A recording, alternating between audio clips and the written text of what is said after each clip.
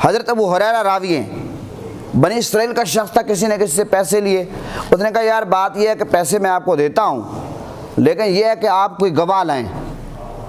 اس نے کہا اللہ گواہ ہے، اور اس نے کہا میں آپ کی امانت واپس کروں گا۔ اس نے دے دیا اللہ کو گواہ بنا کر، بطور امانت۔ وہ بندہ چلا گیا سمندر پار۔ جب وہ چلا گیا امانت لوٹانے کا وقت آیا، اب وہ بندہ آیا کس سمندر پہ، دریا پہ، اس نے کہا کسی طریقے سے میں پار کر کے جاؤں، امانت واپس کروں اس بندے کی، لیکن اب سواری نہ ملے، وہ کیا کرے؟ اس نے کیا کیا؟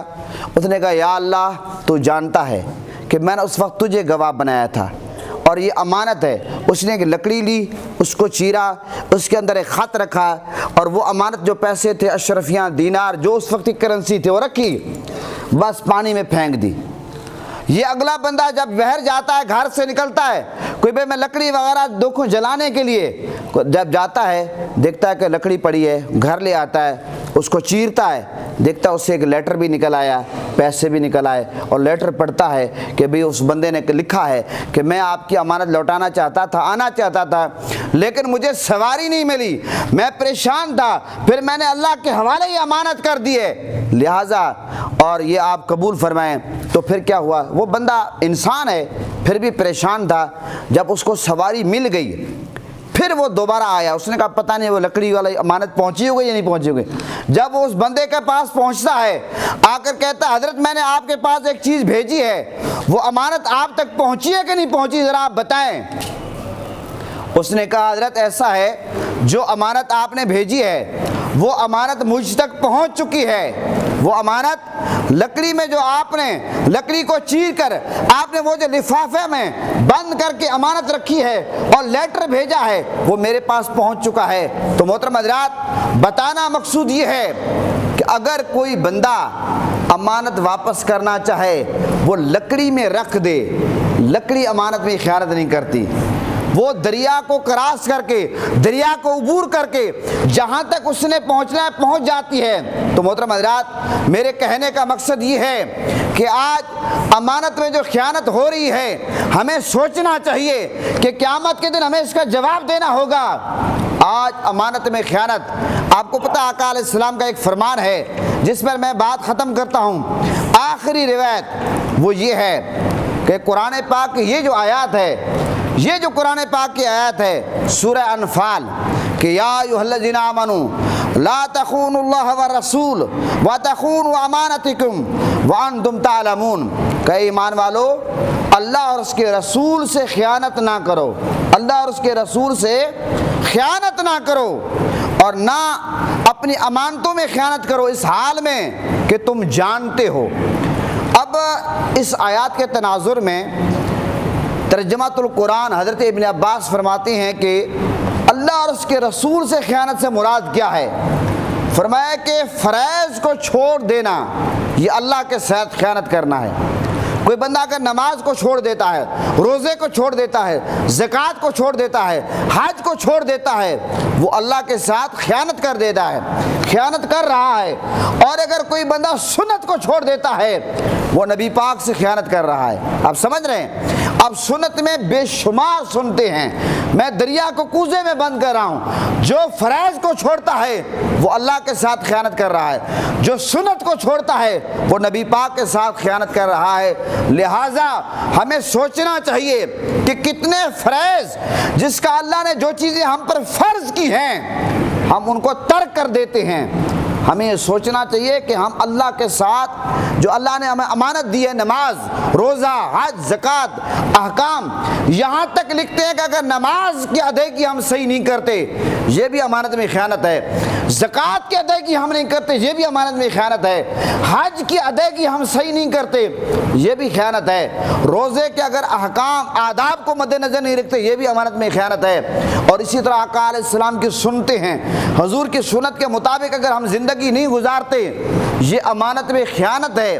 لہٰذا ہمیں اس چیز کے بارے میں سوچنا چاہیے کہ ہمارے معاشرے میں کس قدر امانت میں خیانت ہو رہی ہے، امانت کی پاسداری نہیں کی جا رہی۔ جو امانت کی پاسداری کرتے ہیں وہ امین کہلاتے ہیں، جو امانت میں خیانت کرتے ہیں وہ خائن کہلاتے ہیں۔ اور آقا علیہ السلام کی بارگاہ میں جب یہ عرض کیا گیا کہ یا رسول اللہ خائن لوگوں کے حوالے سے، اور میرے آقا نے مختلف جب نشانیاں بتائیں کہ قیامت کے حوالے سے مختلف چیزوں کا آقا علیہ السلام نے ذکر کیا، تو میرے آقا نے فرمایا قیامت کی نشانیوں میں سے ایک نشانی یہ ہے کہ جب امانت کو ضائع کیا جائے گا، تو صحابہ کرام نے عرض کیا، میرے آقا نے فرمایا پھر قیامت کا انتظار کرو۔ عرض کیا کہ یا رسول اللہ اس کا امانت کا ضائع کرنے سے کیا مراد ہے؟ میرے آقا نے فرمایا جب ذمہ داری یعنی کہ نااہل لوگوں کے عہدے حوالے کیے جائیں گے، نااہل لوگوں کے، ایک بندہ ہے، ایک پوسٹ ہے، وہ ایم اے پاس بندے کے لیے ہے، پی ایچ ڈی کے لیے ہے، ایم فل کے لیے ہے، بی اے والے کے لیے ہے، لیکن آپ رشوت کے بل بوتے پر، سفارش کے بل بوتے پر آپ وہ پوسٹ میٹرک پاس کو دے دیتے ہیں، تو یہ کیا ہے؟ آپ نے وہ منصب جو تھا ایک نااہل بندے کے حوالے کر دیا۔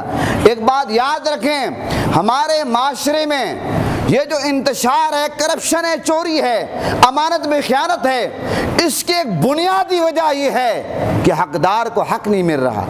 ایسے نااہل لوگ جو پڑھے لکھے نہیں ہیں، جو تعلیم یافتہ نہیں ہیں، جو اس منصب کے اہل نہیں ہیں، بس وہ سفارش کے بل بوتے پر، اس کا والد بھائی کسی بڑے عہدے پر ہے، سفارش کر کے دباؤ میں لا کر آفیسر کو ان کا آرڈر کرواتے ہیں، جس کی وجہ سے آرڈر تو ہو جاتے ہیں لیکن وہ ملک کا بیڑا غرق کر دیتا ہے۔ محترم حضرات، المختصر بات یہ ہے، اگر کوئی بندہ کرپشن کرتا ہے، چوری کرتا ہے، حدیث میں تو واضح ہے کہ قیامت کے دن وہ آئے گا، کسی کے گردن پر، کسی کی پیٹھ پر اونٹ ہوں گے، کسی کے گائے ہوں گی، کسی کے بکریاں ہوں گی، کسی کا کپڑے ہوں گے، اور کسی کا سونا چاندی ہوگا، وہ وزن برداشت نہیں کرے گا، چیخے گا۔ اس لیے سب چیزوں کا وزن حساب دینا ہے۔ آقا علیہ السلام کا یہ فرمان ہے کہ سوئی اس سے کم بھی اگر کسی کو کسی چیز کا عامل بنایا جائے، قیامت کے دن اس کو حساب دینا پڑے گا۔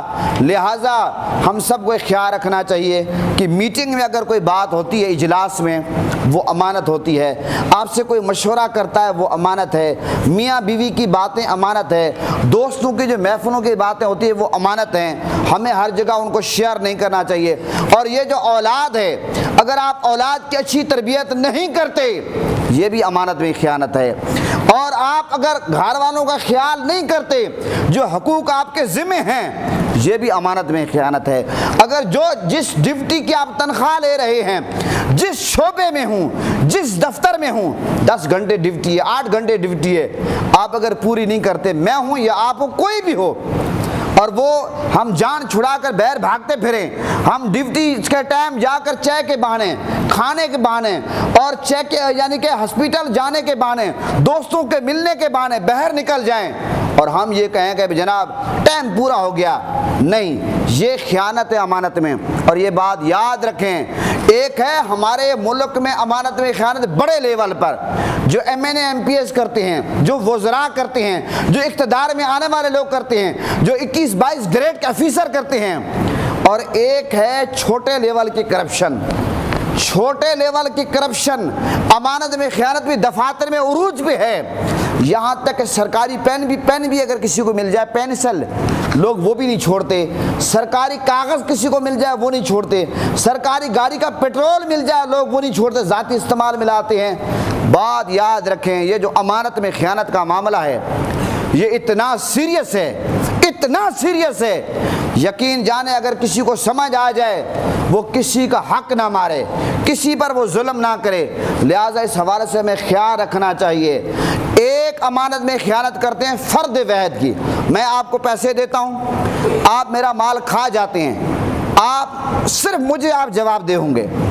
ایک جب آپ عوام کا پیسہ کھاتے، حکومت کا، حکومت سے مراد ریاستی مشینری کو غلط استعمال کرتے ہیں، ریاستی جو پیسہ ہے شماری ہے، اب تو پاکستانی قوم جو ہے پتہ نہیں 25 کروڑ کو کراس کر چکی ہوگی، تو یہ 25 کروڑ کو آپ کو جواب دینا پڑے گا، یاد رکھیں۔